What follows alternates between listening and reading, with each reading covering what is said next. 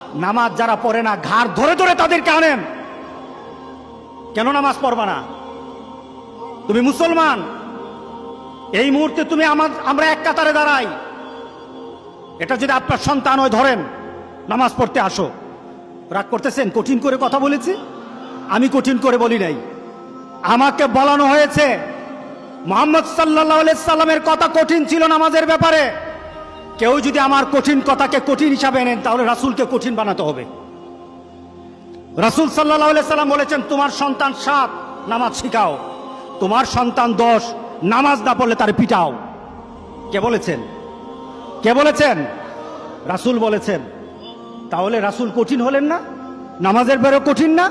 নামাজের ব্যাপারে আমরা কখনো সহজ হব না। রাজি আছি তো সবাই ইনশাআল্লাহ? নামাজের ব্যাপারে আমাদের কোনো সহজতা নাই, কোনো কম্প্রোমাইজ নাই, কারোর সাথে আমার সম্পর্ক নাই। নামাজ আছে তো সম্পর্ক আছে, নামাজ নাই আল্লাহর সাথে তার সম্পর্ক নাই, আমার সাথে তার কোনো সম্পর্ক নাই।